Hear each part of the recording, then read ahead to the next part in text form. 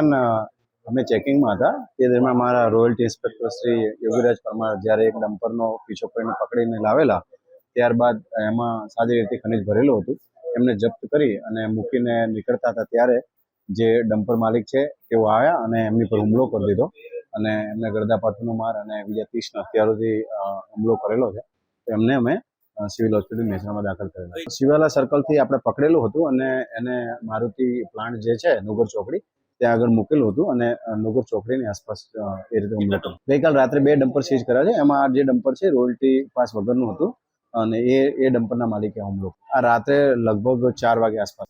એટલે જ્યારે કામ કરતી હતી અને એમને ડમ્પર જપ્ત કરીને મૂકી અને નીકળ્યા તો ત્યારબાદ એ માલિકને ખ્યાલ આવ્યો હશે અને માલિક પણ ત્યાં જ હાજર હોય તેમને આ લાગ્યું હશે એટલા માટે એમણે પાછળથી આ રીતે હુમલો કરેલો. હુમલો કરવામાં અત્યારે તો જે 3 લોકો હતા એમાં એક વ્યક્તિ જે છે અને બાકીના એની સાથે 2-3 બીજા સાગરીતો. અત્યારે તો એવું જાણવા મળ્યું છે પ્રાથમિક દ્રષ્ટિએ કે ભાઈ મેહુલ પટેલ કરીને જે ડમ્પર માલિક હતા એના દ્વારા હુમલો થયેલો છે.